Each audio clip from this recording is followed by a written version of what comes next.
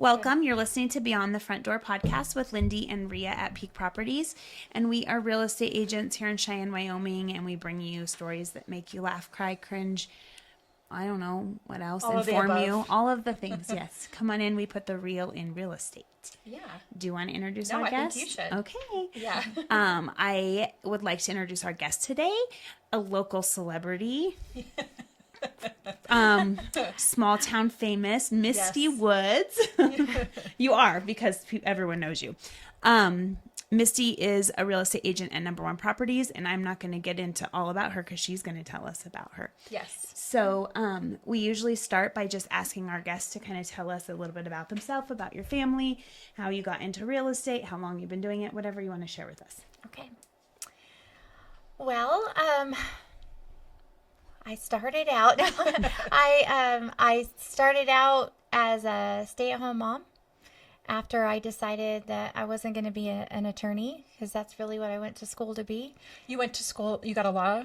I went to school. I did not go to law school because I got pregnant with my first daughter, who I wouldn't trade for anything in the world. Sure. But so I decided not to become an attorney, and stayed at home with my kiddos because I just kept popping them out. Is that appropriate to say? Yeah. And then after staying home for a bit, I decided that I love my kids so much more when I'm working. Yes. So just needed something to do, and what I initially thought would be a hobby turned into like a full-fledged 200% career for me. I remember Wendy Volk asking me if I was going to be a part-time or a full-time agent, and I said, well, I'm just going to be part-time because I've got 3 kids, and I guess in Mistie's world, part-time is 80 plus hours a week. So Part-time is full-time. Yes. Yeah, exactly. Yeah. Are you from Cheyenne or? No, I am originally from Arizona, but my dad's side of the family is from Cheyenne. Okay. And my husband's side of the family is all from Wheatland. So that's what made us come to Cheyenne. Very nice. 22 years I've been here. Nice. In Cheyenne. I lived in Rock Springs first. Oh. Well, we're from Gillette, so people do that same voice with us. It's the Gillette and Rock Springs are sister cities, so we understand. Yes. Yeah. The mining cities. Yeah. Yes. Yeah, absolutely. And it does seem like there's a lot of crossover between Arizona and Wyoming. Like people, well, I mean, oftentimes I feel like people live in Wyoming and buy their winter home in Arizona for sure. But there's a lot of back and forth between Arizona and Wyoming. So it kind of makes sense. Yeah. Yeah. Yep. Yeah, we're kind of the same birds of a feather. So anyway. So how many kids do you have? I have 3 kids and a son-in-law, because he's my kid too, and then 2 grandbabies. Oh, how old are your grandbabies? 6 and 1. Oh, Ava and Brody.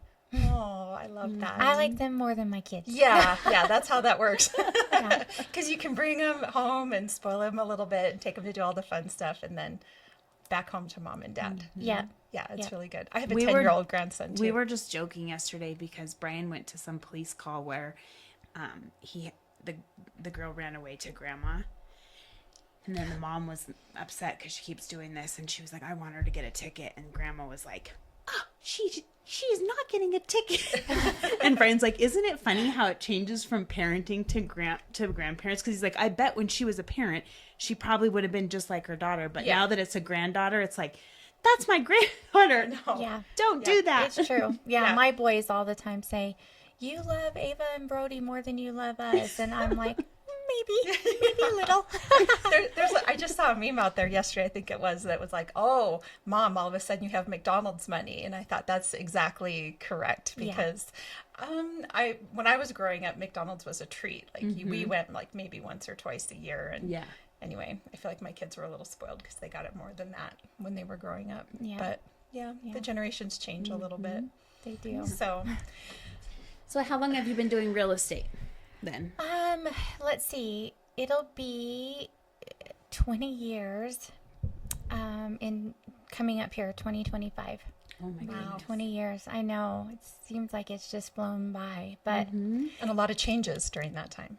tons of changes. Yeah. Yes. Especially Yeah. recently, but yes. Lots of changes, but I do love it, and I'm sure you guys all know. I mean, I immediately threw myself into it, and the day that I became a realtor, they asked me to join the board of realtors, the Cheyenne Board of Realtors, and I said yes. Oh. And that's another thing that people know about me is I rarely say no. Yeah, same. I'm the same way. I'm like, Sure. yes. I just did it today. I just said I would coach a girls on the run team or whatever at a school. I'm like, oh, I said yes. Okay. And then on the way here, I'm like, oh, I guess I better start running.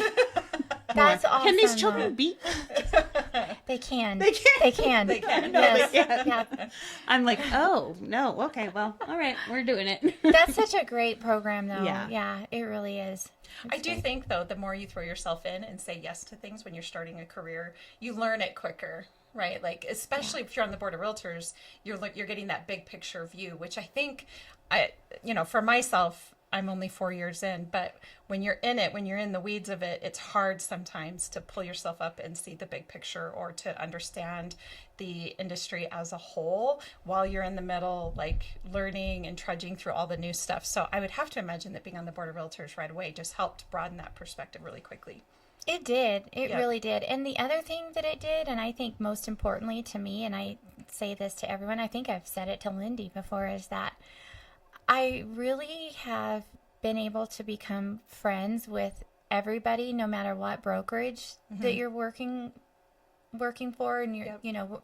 I'm at Number One Properties, Lindee's at Peak, but all of us just become such great friends. I mean, Lindee and I walked middle of the night, got lost at a convention and just talked the whole time. And I got to know her, and I wouldn't trade that for anything in the world. I wouldn't trade that moment either for anything in the world. Oh, thank you. Yes, I agree. I think that some people get caught up in the you're my competition and if you actually go to any of the things and get to know people, it's not that way. It's much more advantageous for our clients anyway. For us all to If get we know along each and know other and each get other. along. And, Absolutely. yep. Yeah, and it allows us to tell our clients. Like, I just had one yesterday, in fact, where they said, well, do you know this agent? Are they a good agent? And I mean, when they ask that question, I can very genuinely confidently be like, say, yes, I actually know them, and they are great. I know them. I know Yeah. them with their families. I know who they are, and I know that they want this to work out for you too. So we're all on your side, Yeah. and it makes them feel better. So it is. I'm so grateful. Especially to live here in Wyoming, because we have learned that other states and other cities, especially bigger cities, that's not what you do. You don't befriend other realtors necessarily. And I sometimes wonder how they all, how they get along, how they do it if they're not, on friendly terms. And I'm sure to some extent they are. They're cordial and they're getting along. But it sounds to me like, I can't remember, who were we talking to? Was it Philip? Yes, because I think you talked about California. Yeah. And, Yeah, you're not really hanging out at night at a convention with your Yeah. Well, it's somebody true. at a different brokerage. Yeah. Even my friends from high school, and college that I go back and see in Arizona, they're always like, and they are realtors, and they're always like, what? Why are you friends with your competition? And I'm like, oh, we're not just friends. We're a family. Like, Yeah. we support each other. We do things for each other. That's just the way we roll. So if you want that, you come to Wyoming. yeah, exactly. Awesome. Well, one of the things that, as you know, with our podcast, we are trying to give different perspectives on real estate stories. And of course, we'd be interested in any sort of interesting real estate story that you have up your sleeve. But very specifically, we'd like to know a little bit about purchasing internationally. And I think you have experience with that, or I remember you talking about it at one of our meetings. And so we'd love to learn a little bit more about that if you're willing to share. Yeah, of course. Yeah. I mean, I have lots of kind of Crazy. slinky real estate stories, but I'll spare you.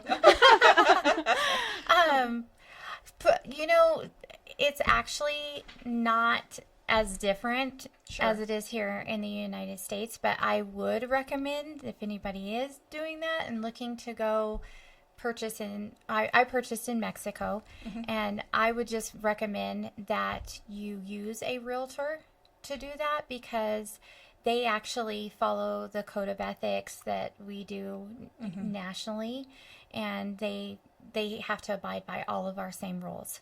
So even my realtor in Mexico, she called me the other day and she said, just to let you know, we have to follow the NAR lawsuit also, the requirements for that.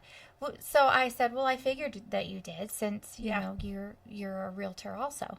So it's not much different. The biggest thing is financing. That is your biggest hurdle. Sure. To overcome, and that is you pretty much need to pay cash. So there's lots of ways to do it though. I mean, you can do global financing, but you're going to pay an exponentially amount of interest on that. So your best route on that is to come up with cash, and you can do that in several ways. You can take equity out of your own home or investment properties or whatever, and you can purchase that way. And it's super easy that way. It's much easier than to do the global financing. I don't even know that I knew exactly. I wouldn't have known the term even global financing. So I appreciate you bringing that up. So what does that mean exactly? So it's like a global mortgage company. So you go through them just like you would a regular mortgage company. But if you do it that way, it's difficult. And it usually takes about 9 months for you to close. Wow. On a property. Yeah, it's tough. So most people who purchase internationally do cash wise. Oh, interesting. Yeah. So the process is similar in that, let's say you're buying in Mexico, you drive, listen to me, go down to Mexico and you find yourself a realtor and they show you properties and then you make an offer on the property. And what I hear you saying is that there's probably for sell by owner type situations down there, or people that are attempting to sell their home that without a realtor, and that probably isn't a good idea, which kind of makes sense when you think about all the warnings really about even when you travel to Mexico, protecting yourself a little bit. Oh yeah. So if you do write an offer, it's all in their language. Spanish, yeah. That's what I thought. Yeah. So Google Funny Translate. story. I got married in Mexico, so my whole wedding license is in Spanish, and I tell my husband all the time that that's not my problem that you can't read Spanish. And there was small print that said you have to do it. That you have to do what I say. And I'm like, that's not. He's like, oh, I read Spanish. I'm like, no, you don't. I say the same thing to Andy because we also got married in Mexico, and I say, yeah, it's in Spanish. The whole thing is. However, he speaks way better Spanish. Yeah. So the whole contract's in Spanish. Yes. So Google Translate is your best friend. Plus all the covenants of subdivisions, because they have subdivisions there too. Sure. But they're all in Spanish. The place where we bought had an HOA, which I recommend is a good thing when you're buying internationally, because like we looked at lots of areas to purchase, and every country is very different. So we looked in Colombia first, and that is hugely different. So the conversion over to Colombia, the United States, charges a massive amount of money to convert it. Convert it over there. You didn't even think about that. You're paying cash and you have to convert it to their currency. 35% because of you have to have attorneys, and I would say maybe the United States isn't great friends with Colombia, so it makes it a little bit difficult there on taxes, how they do the taxes. That's the big thing. So, and then if you go to sell it, you have to pay, instead of what you put into it, you have to pay what you're selling it for to the United States on taxes. So it's a little interesting there. So when we went through all of that and we spoke with an attorney there, we decided that may not be the best place option for us to go. And we looked all over Mexico. We looked in every single place in Mexico, Cancun, Tulum, Cabo, we looked heavily in Cabo, but it was just, then we found this little place in a little town with, and it does have a great HOA there.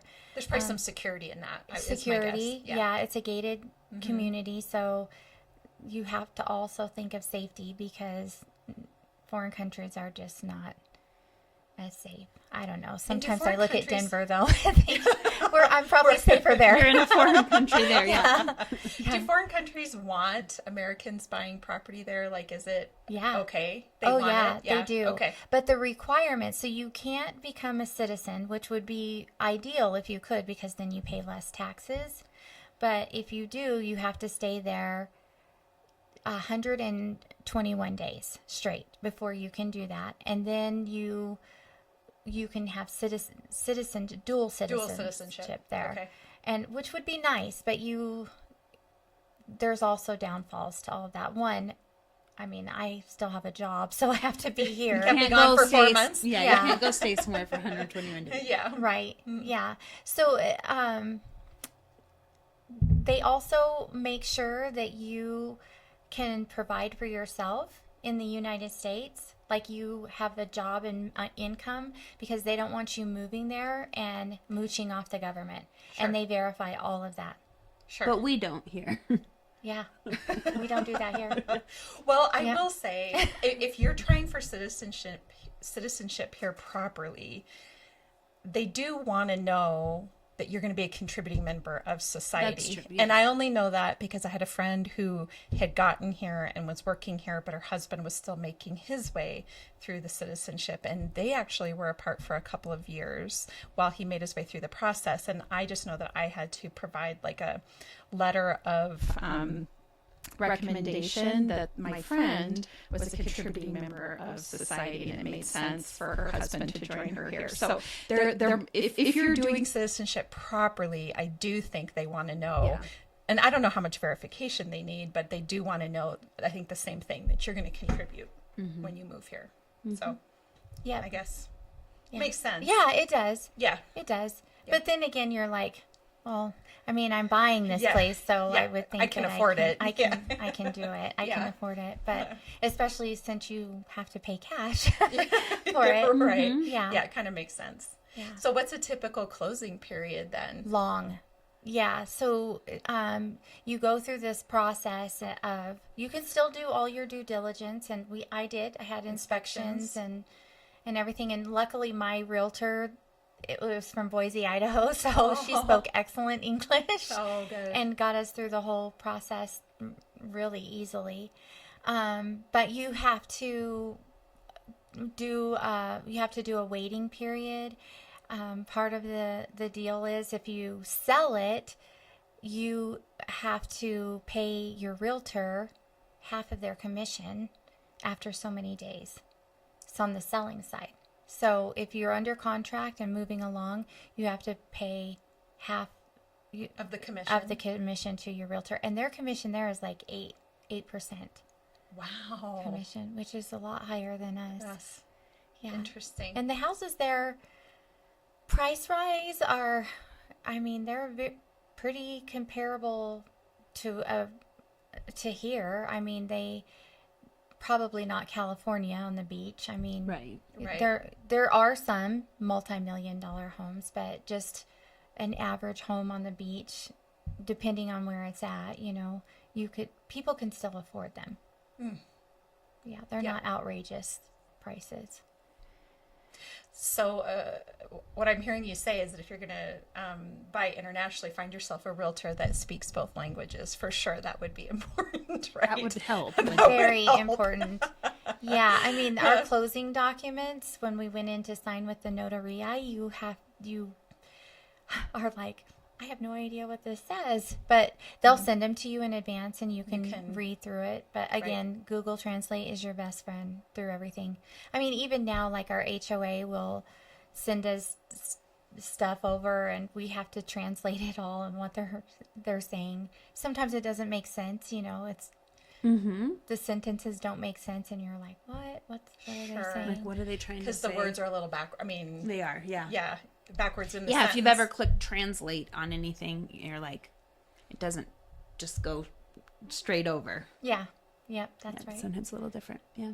Is there anything unique in the HOA that's not typical for like here, or is it about the same? Yeah, it actually is about the same. And sometimes they're just as strict as some HOAs here.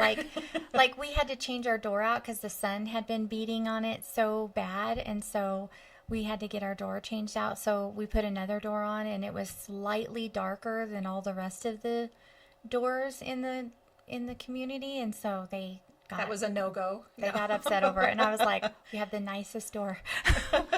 Seriously, we have the nicest door. But they get, the sun. And that's the other thing is, I mean, you have to realize that just like here, if you were to buy a home on the beach in California, you got to realize weather. Weather makes huge differences. Tell us that. You had a hurricane? Yeah, we had a hurricane. Right after you bought it? Right after, like 1 month after we bought it. And we were just praying the whole time that it didn't get destroyed. But apparently it's hurricane proof is what they tell me, because it's now survived 2 hurricanes. Oh, wow. Well, they're starting to, I feel like even down in Florida, right, like they're starting to build Yeah. buildings and homes to be hurricane proof for sure. Mm-hmm. Ours is 90% concrete. Even our furniture in the house is made out of concrete. Really? Mm-hmm. Interesting. With some cushions or With some cushions. That's exactly right. Right. Yeah.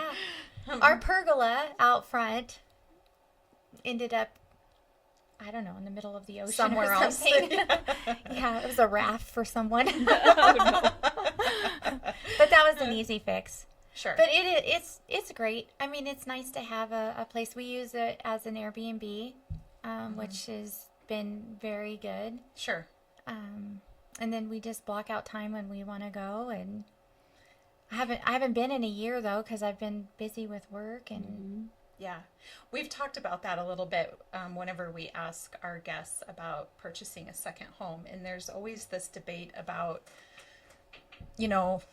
then you're sort of bound to always go to that specific place, and maybe not travel to other areas of the country or the world or whatever as much because you're going to go to this specific place. But if it's income producing for you, then it completely makes sense to me for sure that, that you're able to do that down there. So their laws aren't strict around Airbnb down there, or not yet, or I feel like that's a little bit around the country happening, where some communities aren't allowing Airbnb. So, and we were scared of that. Yeah. We were really scared of that because while we were purchasing that property, to answer your question, it takes anywhere from 60 to 90 days to close on a property.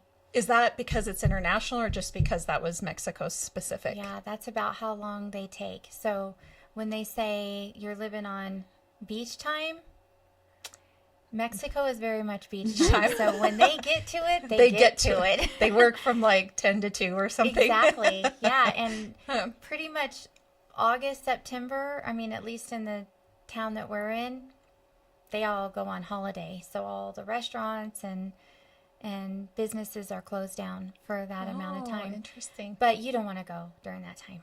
It's miserably hot and humid and buggy. But, buggy. Yeah, buggy. Yeah, you're going to have to maybe tell us what. So have you had a bug experience, like any crazy? Oh, yeah. So I went to go set up my house for an Airbnb. And it was in August, late August, beginning of September.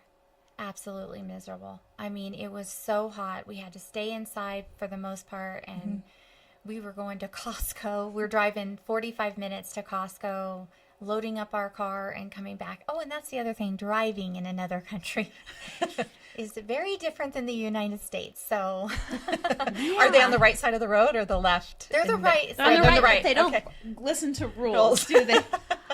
No. Not as no, much. but No. if you are an American and you look like an American, you better follow the rules or they will pull you over. And 9 times out of 10, you give them $100 and they're off. Oh. Seriously, like $100 cash. Were you just keeping some $100 That's bills all- in your you car? have to. You have to. Yeah, I mean they are. Yikes. It's a little scary. The federales there. They're a little sketch.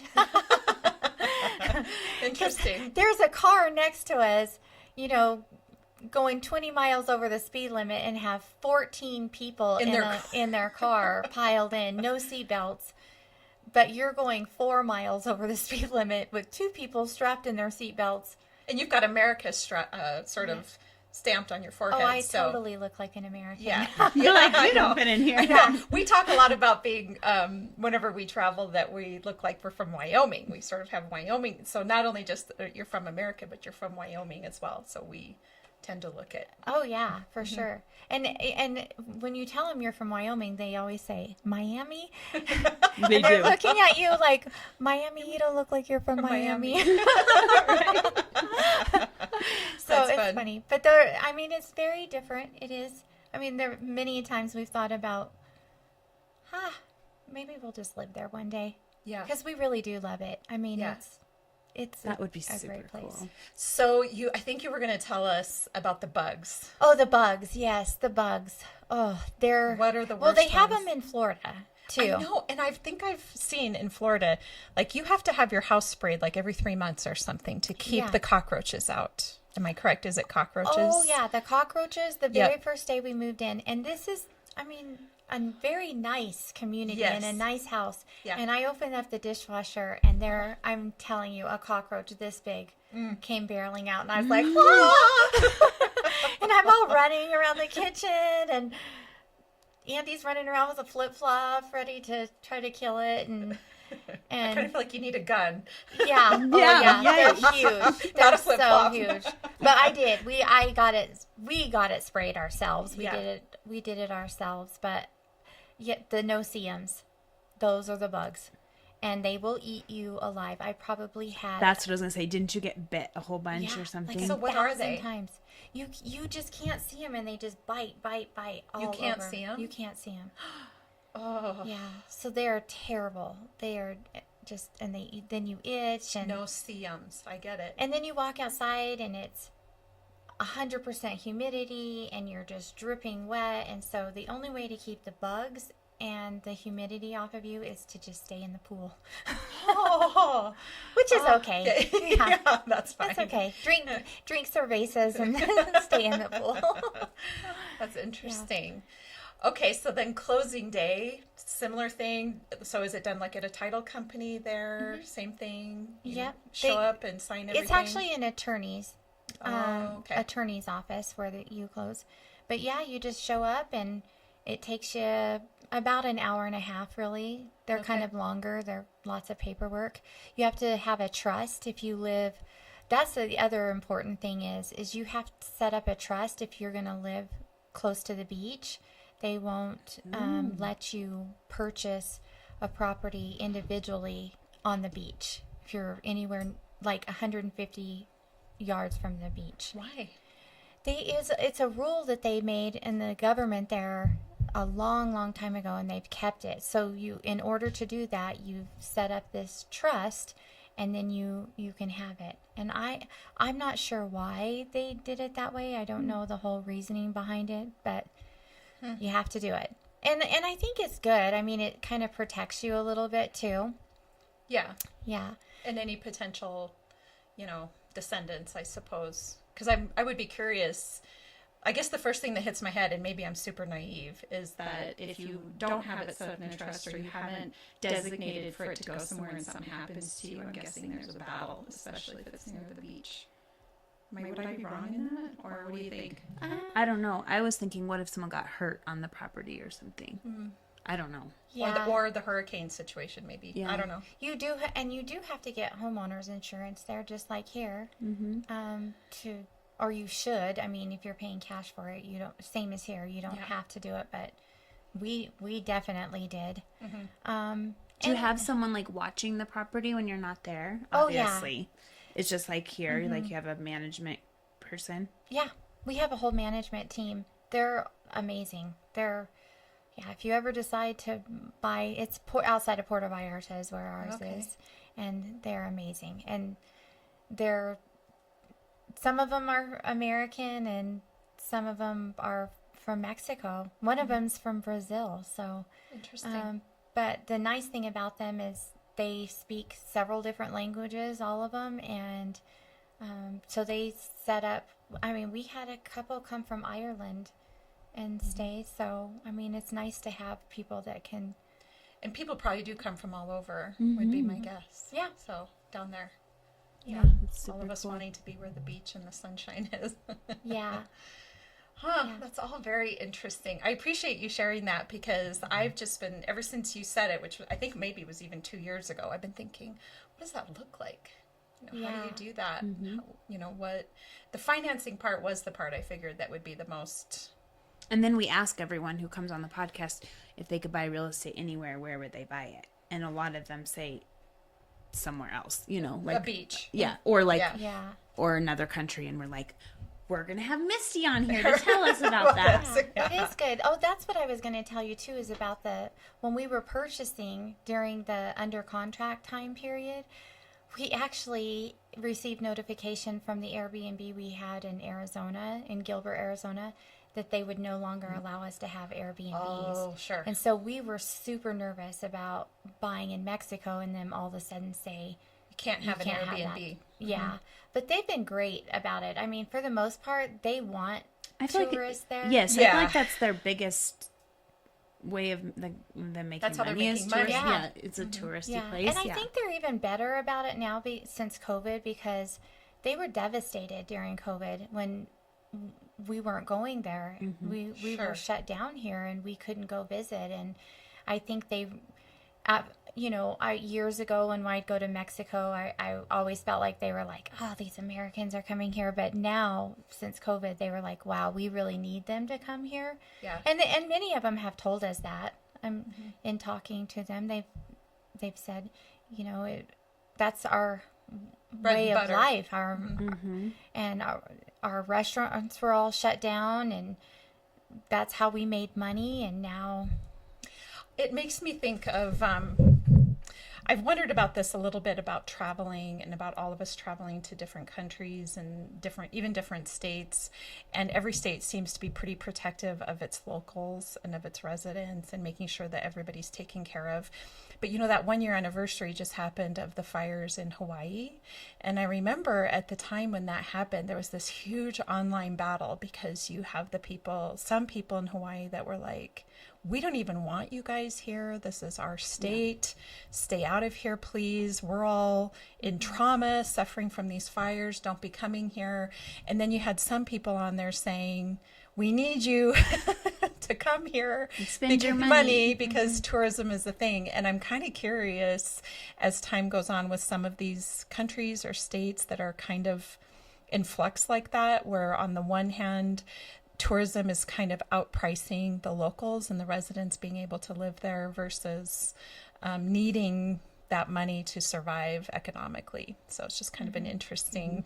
I think it's the same thing with Frontier Days. I say the same thing. There's the people who hate it, and then the people who love it. And then there's also a place where it brings our town money. So Yeah, we kind of just got to deal with it for a little while. But we're only dealing with it for about 10 days. yeah, not the whole year. Hawaii, Yeah. I think, is maybe Well, year a lot round. of those, yeah, a lot of those places, yeah, all year round. All year round. That's why we're lucky. It's only 10 days. Yeah. Yeah. I mean, Yeah. even Jackson, I think, suffers from that a lot too, is that For sure. it's just so expensive for people to live Live there. there. And then they say that they don't want the tourists there because it keeps driving up prices, Yeah. things like that. But, you know, I just think that all of it makes the world go round. Yeah. You know, it really does. Yeah. I know a lot of times, and everyone knows that I love Frontier Days. Like, it is, I almost like it better than Christmas. But I hear people complaining all the time, you know, all these people come here, and even me sometimes I'm like, geez, the traffic is bad or whatever, and I'm trying to get across town to show a house, and I can't I can't do that, and I get a little frustrated. But then again, I'm like, you know what, I'm so grateful that somebody values what we have here And wants to come see it. and wants to come see it. And I think that about the same thing. Like we went to Kauai for my 50th birthday, and it was right after the Maui fires, and the whole town in Kauai was doing drink specials, and they would charge $25 for a drink, you know, which seems a lot, but they would give $5 of it or whatever back to Maui. And I think they embraced that a little bit. And then I think, you know what, that's what we need to do, is just, everybody just needs to do that. We need to embrace it, because that's how people make their living. And we all need to support each other in whatever we do, right? Well, and I think it's important that we travel and get to know other communities, other cultures, the diversity of the people around us, because if we stay in one spot and never leave, I think it becomes very easy to not be as open-minded about what's happening out there in the world. So we have to be getting out there and traveling, and we have to, for example, just even preserving the Western culture here. If we don't allow people to come visit and experience it and know it, we're still gonna continue to be under attack for the economic drivers here in Wyoming. The only way to keep that from happening is if people come experience it and understand it and know what it's about. So it's such a double-edged sword, isn't it? Yeah. Because we do got to put up with it for a little while. I have to say, though, for me, it's not so bad. I mean, it's not bad. As long as you aren't trying to survive right around Frontier Park, I just don't feel like it's the end of the world, you know, when it all happens and when it comes here. So, I mean, I was trying to get to the country club and I could not get there. And I was there's like, some construction. How do I get there? There's some construction up there that makes I that. actually only cared the one day because I dropped my son off there, and then every way I tried to go was like, no. And I was like, how am I supposed to get to my kid? Yeah. I was like, this is why you stay away from the park when you're not trying to go to the park. Yeah. Yeah. It's true. It's fine. It's true. But you're right. I mean, traveling is great. And for a plug for realtors out there who want to do international, maybe be a realtor internationally. Yeah. I actually was at a NAR convention and had a realtor come up to me, and she is part of the Global Realtor. I'm trying to remember. She's like lives in the Midwest also, but she was trying to recruit me to be a realtor in Italy. Like, she's like, you can live there half the year and then live back here. And I said, well, I don't know how to speak any Italian at all. I mean, how is that going to work? And she's like, oh, you don't need to, because it's Canadians and Americans who buy all the property right? there. You just sell them to the people who speak English. She's like, you do great when you can speak English there. So there, I mean, well, I would say, really like, cool your things. agent in Mexico, when you said that, I thought, genius, you Market learned yourself. you learned some Mexico, you learned some Spanish, and you speak English, and you are probably targeting people who are like buying, not the actual people who live there, people who are coming internationally. Oh yeah, and she flies back to Boise all the time and sells real estate there too. So I think so it's pretty cool. Like, Yeah. but her kids go to school in Puerto Vallarta, so American school. Oh, there. okay. But I mean, she does both, and I'm always like, oh my gosh, that's so cool. That's I really would cool. I would love that. I really would think that would be cool. I don't know. I have a little bit of fear about change sometimes. Yeah. Yeah. But I think that would be cool. Well, that would be a lot of travel for sure. And it would be a lifestyle, wouldn't it? Mm-hmm. It wouldn't just be, I'm just selling real estate in Italy or in Mexico. It would be I kind of feel like it would be a full lifestyle change. Oh, to do yeah. that. Yeah. That's my other thing is I don't think I could live 6 months without seeing my kids, my grandkids. No. That would be too hard for me. Yeah. We talk a lot about Lindee has mentioned that some of our guests will say that they, the beach. I think recently we heard New Zealand. Did we hear Malaysia? Was Malaysia one of them? Anyway, but most people say they're right where they want to be. They live here in Cheyenne or they live here in Wyoming. I'm like, if I can take all my friends and my family and everyone with me, then I'll go. Yeah, I tried to get all my friends to go to Mexico. I did, because the complex that we bought in, there was a lot of vacancies, and so I was like, you guys, we could all live together. All be in our own neighborhoods. I do feel like as we get older, those are what we're looking for. Yeah. We should all get golf carts and live together in a, Mm-hmm. Yeah, like the meme that has the mansion, and you're like, all my friends are living in the mansion together. Exactly. That's so much fun. Well, thank you so much for sharing that because, yeah, I've been looking forward to you coming on and telling us your story. Well, So, thanks for having me. of course. So tell That's us, fun. what is your favorite thing about Cheyenne? Oh my goodness. There's so many things about Cheyenne that I love. I really do. I mean, when I come home from wherever I've gone, because I do love to travel, I'm always like, there's no better place than home. Yeah. But my favorite thing about Cheyenne is the people. I think we have such a great community and people helping all the time Yeah. and just really care. They really, really care about each other. I mean, there's a few, but for the most part. Every town, yeah.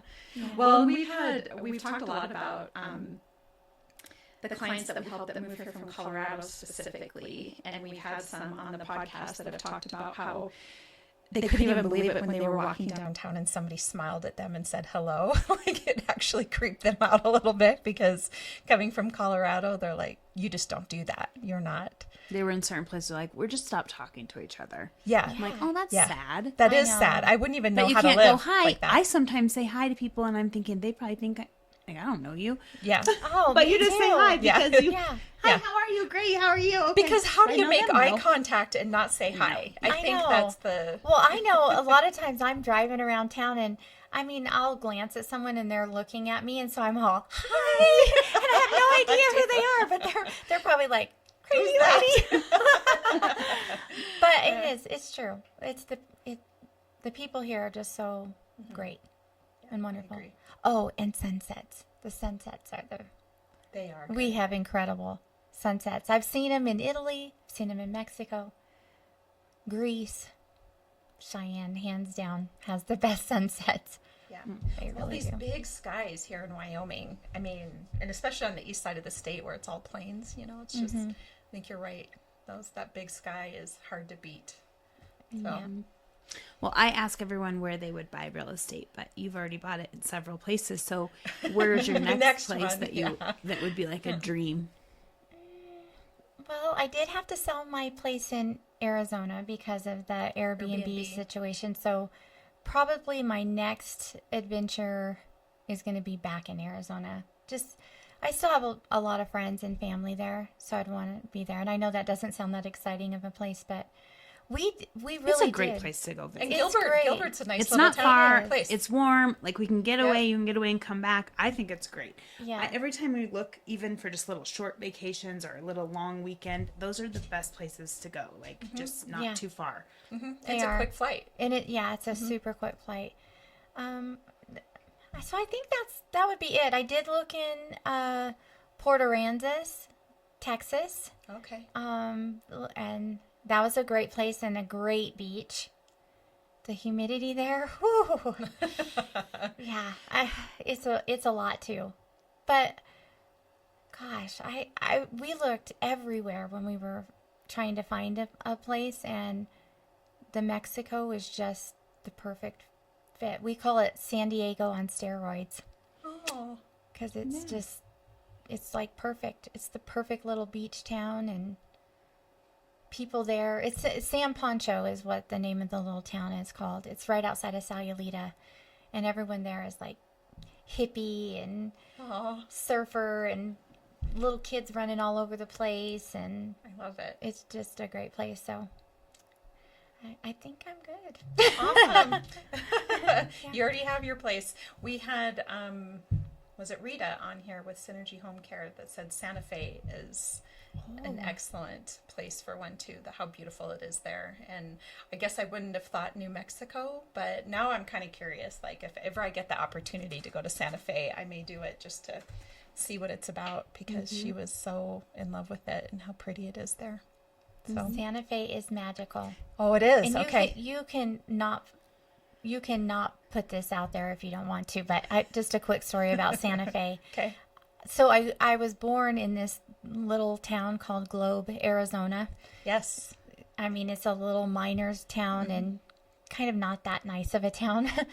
But in that town, there's a mountain range, and it's called Sleeping Beauty Mountain. And you can look out my grandma's window and see that range. And I saw it every day of my life. And so I went to Santa Fe, and we did the market that's in the middle of the town square, and you just go to each little vendor along the way, and they have turquoise and beautiful jewelry everywhere. And I told my husband that I'm going to go look at every single shop, which he loved. He was excited about that. Something. Yeah, super excited. He knew we were going to be there all day. It's like, yay. Yeah. Well, let me hold your purse. Exactly. But we did the entire shopping, and I had found this ring that I loved, and it was so beautiful. And so I kept going back, and I'm like, I still love that ring better than any other thing that I've seen here today. So I need to go back to that shop and pick up that ring. So end of the day comes by, I go back to that shop, and they're showing me the ring, and they say, this turquoise came out of a mountain range in Arizona. And I'm like, oh, cool, where? And they say, have you ever heard of Globe, Arizona, the Sleeping Beauty mountain range? And I was like, oh my gosh, that's where I was born. So it was like meant to be. That's it was like crazy. energy calling me. Yeah. That's so cool. So you know who would approve of that? Patricia. Little Twinkle Little Twinkle Twinkle Little Store. Oh Yes. yeah, She talked a lot about. Yeah, she was on energy. here. She was awesome. Yeah. Yep, that's awesome. Yeah. What a great. I wouldn't call that a coincidence. I don't know what I would call that. No, she called it something else. She called Fate it something. or Yeah. something along those Well, lines. you do have. I believe you have those energies too. Yeah. Oh, for sure. And Yes. after she's been on here, I've thought about it a lot more because she talked about when somebody pops into your head, it's not for like no reason. You know, when you just like think of someone and then you see them, Yeah. and you're like, I was just thinking of thinking you. I about haven't you. seen you Yeah. in months, or you know, she's like, that's not a coincidence. It's not. It's not. I fully believe Yeah, that so that's same kinda way. cool. Yeah. That's a cool story. Yeah. Yeah. Thank you for sharing. Well, thanks so much for being on. This was a lot of fun, and very exciting. And if anyone wants to find Misty, where can they find you? Yes. Oh, all over the place. So, here, Mistie Woods, #1 properties. You can call me, chat with me about international. I can even hook you up with my realtor if you need to. Yeah, that'd be wonderful. awesome. Joanna is her name. She's amazing. So I give her a little props there. Yeah, that's so Yeah, cool. that's awesome. Well, thank you so much. And for all of our listeners, as well as Misty being a realtor for #1 Properties, as you all know, Lindee and I are realtors here at Peak Properties. So if you're looking to buy or sell, you can get a hold of us at www.sellcheyenne.com, as well as all of our social media channels. And of course, Beyond the Front Door podcast on Spotify, iHeartRadio, Apple Podcasts. I'm having a moment. And YouTube. Anyway, have a great day. Thank Yeah. you. Thank you, guys. Yeah, that was fun.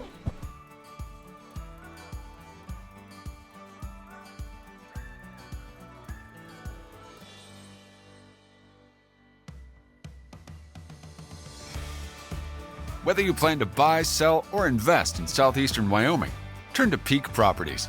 Family and veteran owned and operated, we work diligently for you.